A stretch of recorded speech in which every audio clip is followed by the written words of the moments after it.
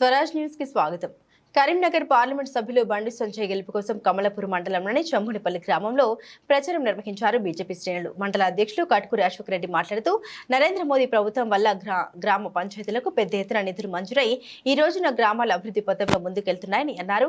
గ్రామంలో కేంద్ర ప్రభుత్వ పథకాల గురించి వివరిస్తూ ప్రధానమంత్రి గరీబ్ కళ్యాణ్ అన్న యోజన కింద 2019లో దేశవ్యాప్తంగా కరోనా విలయతాండవం చేస్తున్న సమయంలో దేశ ప్రజలందరికీ ప్రతి ఒక్కరికి ఉచితంగా 5 కిలోల బియ్యం ఇప్పటి వరకు ఇస్తున్నారని తెలిపారు. ఈ కార్యక్రమంలో కిసాన్ మోర్చా అధ్యక్షులు వెన్నెల ప్రభాకర్ రెడ్డి, పోలింగ్ బూత్ అధ్యక్షులు పెండ్యాల తిరుపతి రెడ్డి, గొంది ఆదిరెడ్డి, కట్కూరి తిరుపతి రెడ్డి, పెండ్యాల నాగిరెడ్డి, పెండ్యాల శ్రీకాంత్, గోనె వైకుంఠం, తుమ్మనపల్లి లచ్చయ్య తదితరులు పాల్గొన్నారు. దేశ భద్రత కొరకు కూడా బీజేపీ ఉండాల్సిందే, లేదంటే పక్క దేశాలకు ఆక్రమించిన పరిస్థితి ఉంది. ఇంకా ముందుకు పోతుంది, అందరం బాగుపడతాం.